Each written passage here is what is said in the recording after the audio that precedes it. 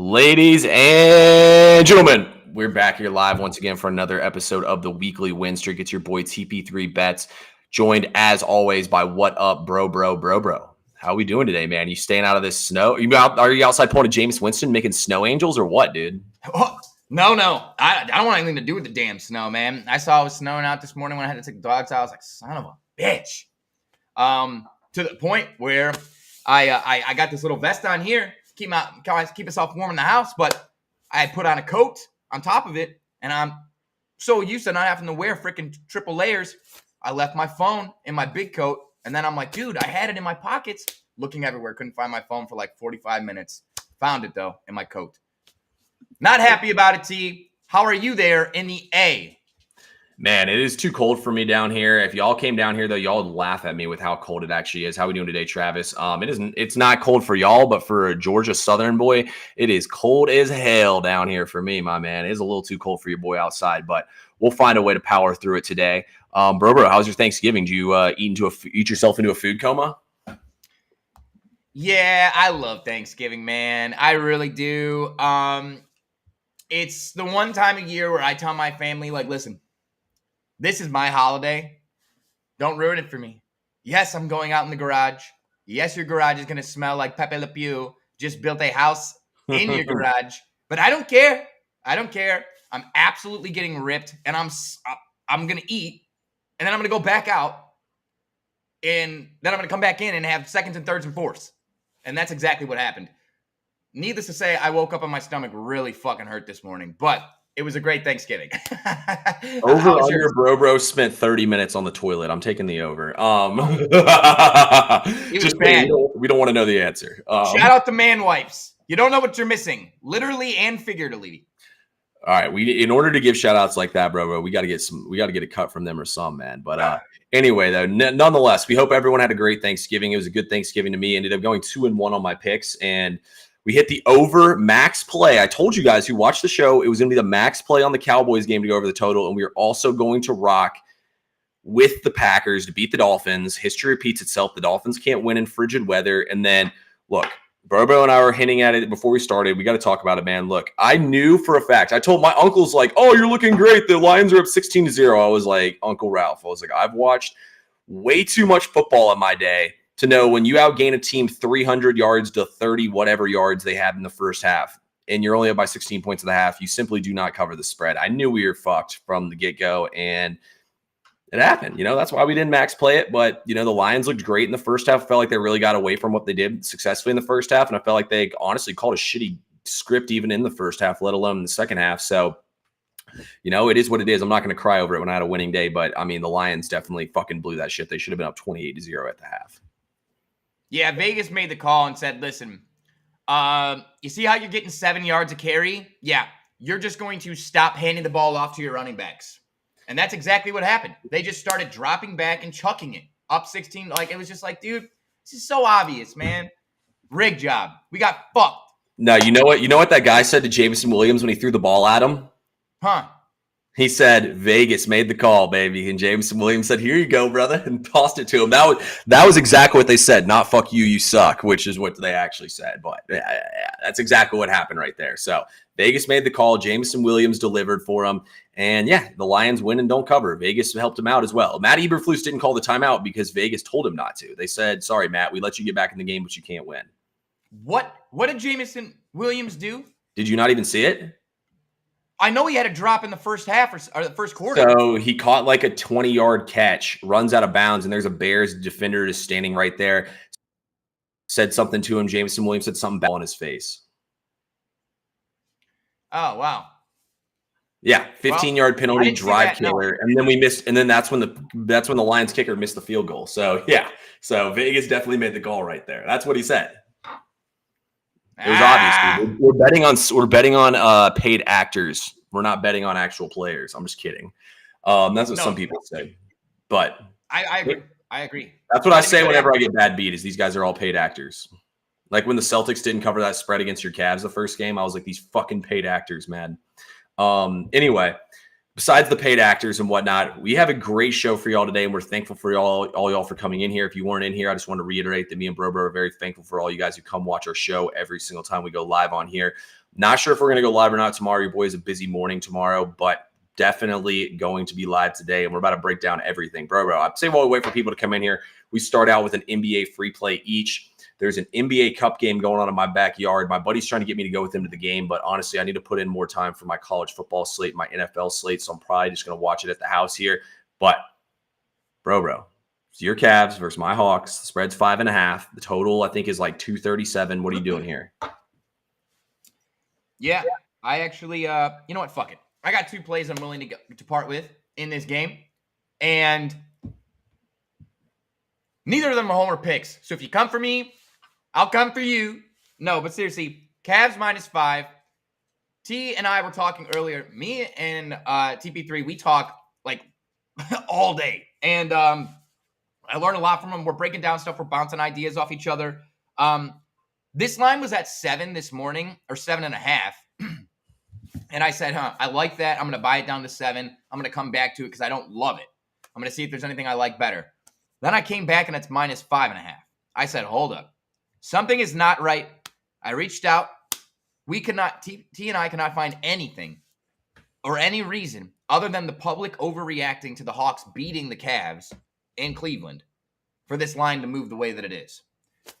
That said, I think the Cavs were just feeling out the Hawks. This is a cup game.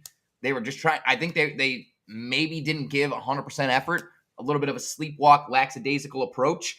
I'm going to take the Cavs -5 on the road. There's a reason this Cavs is the best team record-wise in basketball. They're the best team ATS in basketball. The fact of the matter is the Hawks don't play defense, and the Cavs are the #1 offense in the NBA. I just think it comes down to that. The Cavs should have no problem covering the 5.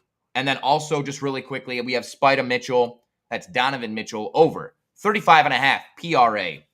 7 of his last 15, 6 of his last 10, 3 of his last 5, 3 of his last 4 head-to-head against Atlanta, and had 41 just last outing on Wednesday. AI projects him at 38.5. T, I know it's your Hawks. I know you probably don't love it, but what do you have to say? For you first, was that Mitchell play? Was that PRA or was that just points? PRA. Okay, so I do actually like your Mitchell overplay for sure. Atlanta's got nobody to check him. I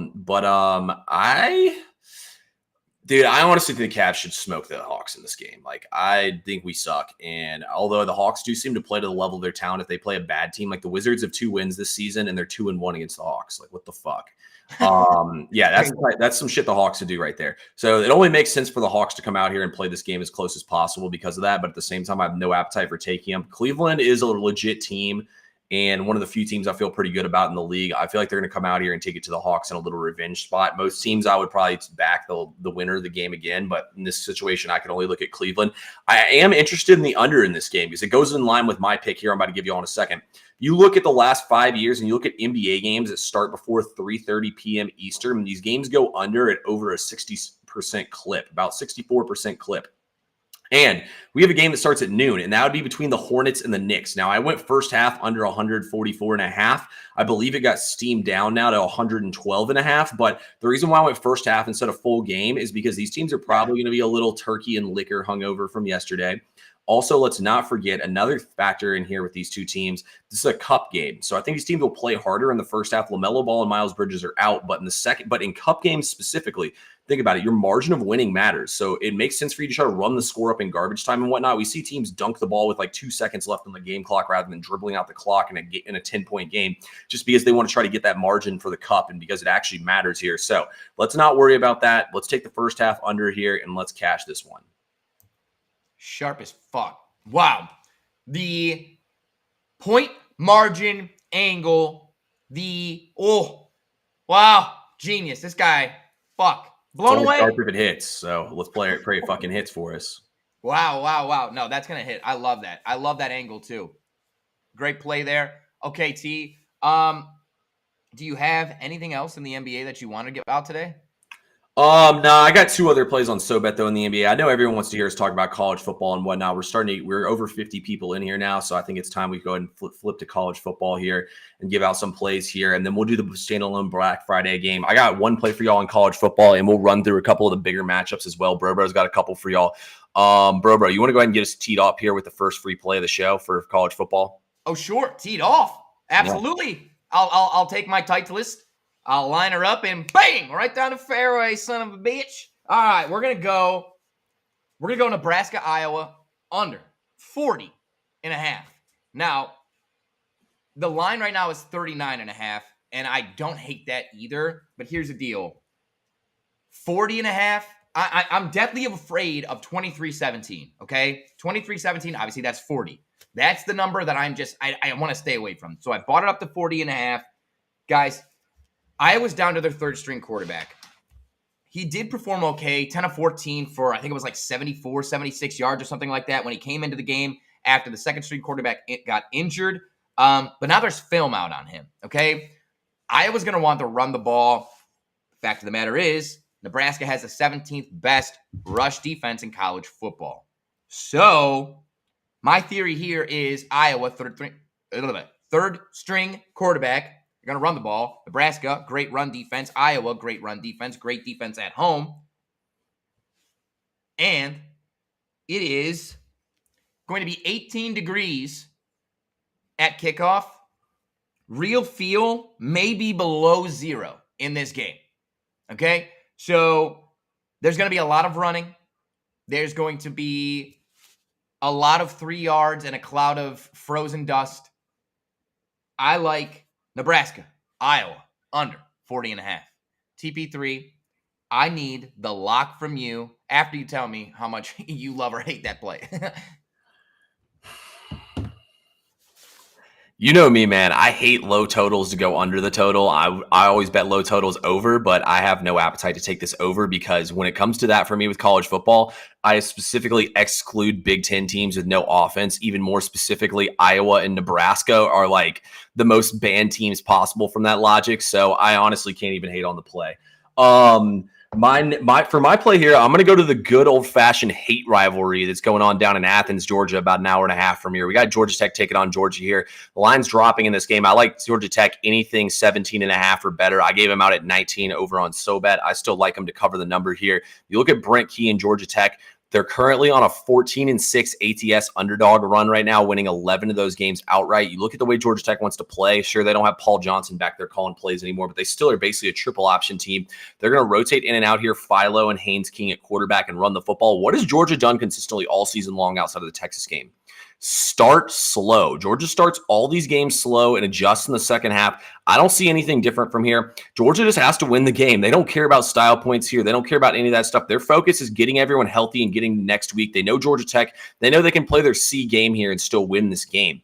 Georgia Tech's going to give them everything they got. They won't play again until their bowl game here. This is a Georgia Tech Super Bowl game. Georgia had a lot better team the last 2 years, and Georgia Tech kept it inside this number. I don't see why they won't do it again here. I'll take the Jackets here, the Ramblin' Wreck from Georgia Tech. And I think they're going to cover the number here. So give me Georgia Tech plus. I want Georgia Tech plus all of it, man. I think this game will land somewhere between 10 to 17 points. It might be sweaty, but I think we'll get there.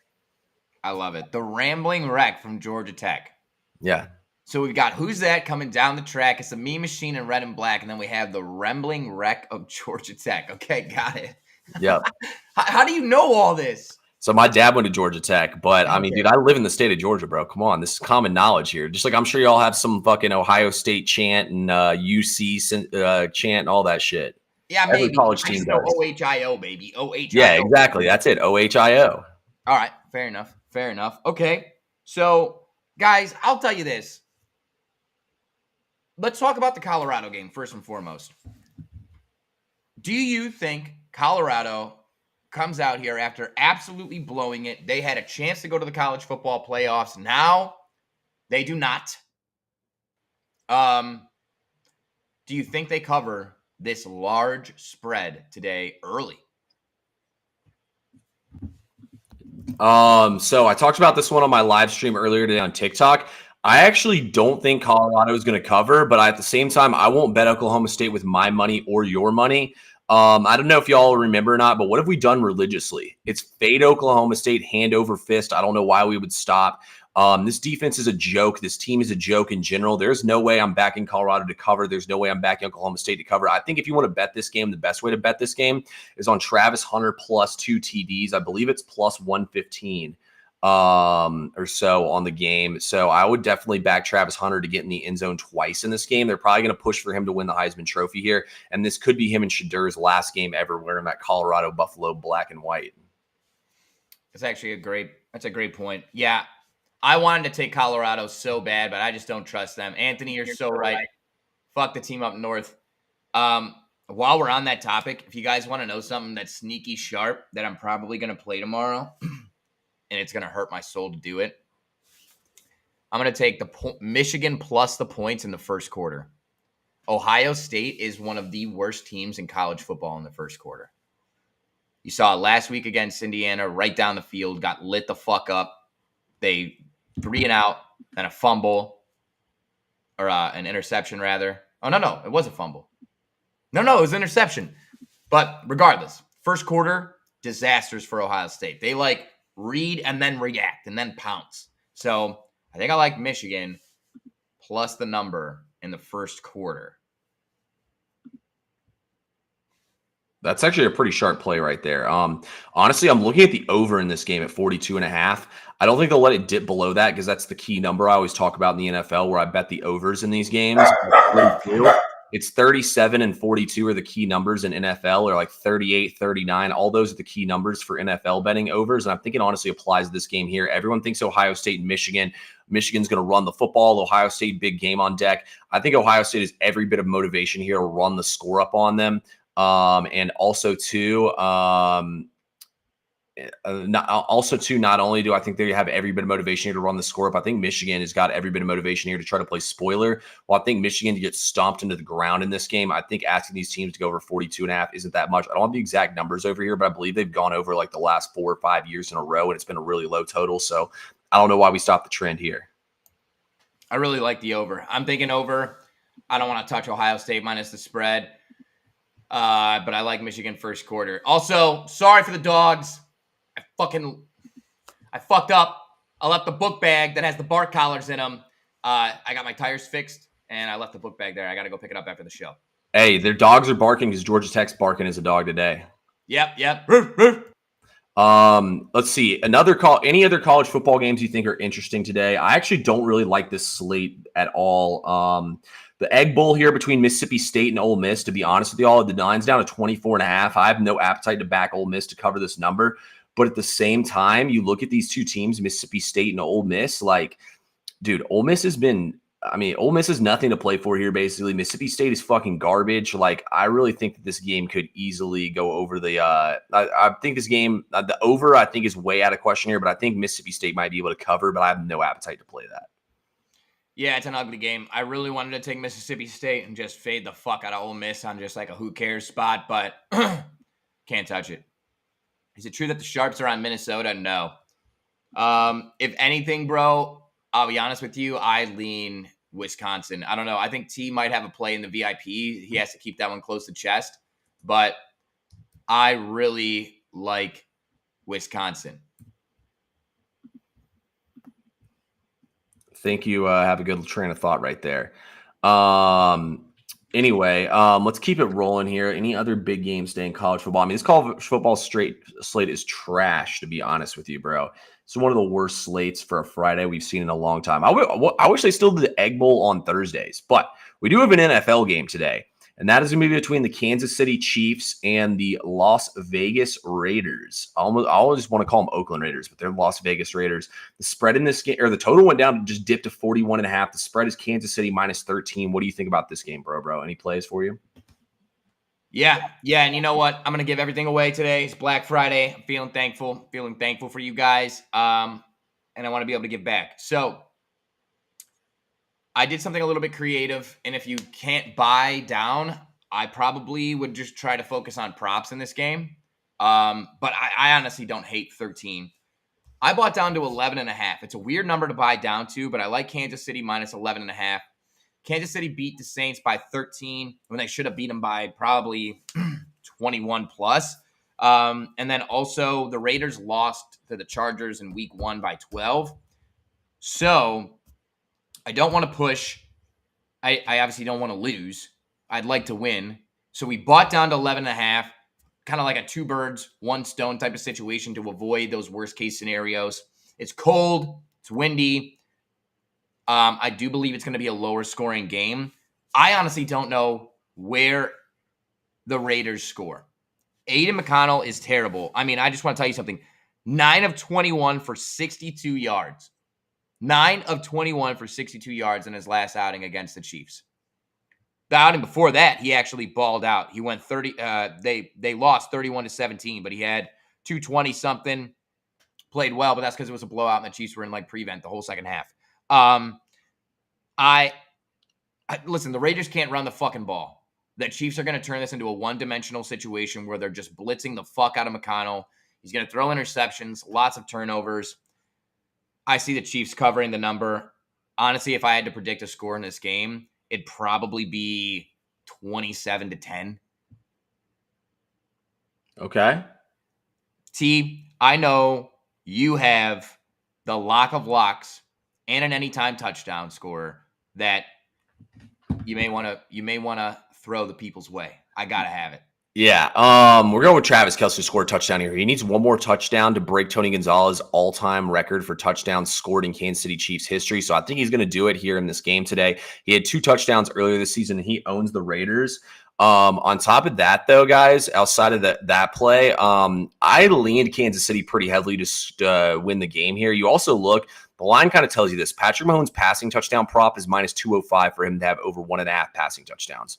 I like Travis Kelce's chances of catching one of those, especially with Noah Gray catching 2 last week. So they mainly look for the tight end down around the goal line. They'll look for Kelce for sure here, but I still think Kansas City, like, the thing is, Kansas City's team total is 28.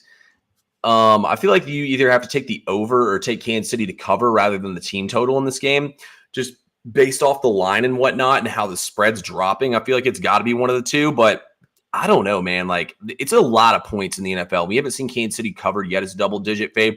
I might take Kansas City live at some point in this game. I'm going to watch and see it play out. Honestly, if Kelce hits early, I'll probably just take my money and go do something else. So, yeah, I don't know. We'll see here with this game. I think it's definitely an interesting spread. It feels like a pretty sharp spread, to be honest with you. But at the same time, like, how's Kansas City catching even more points today after not even coming close to covering?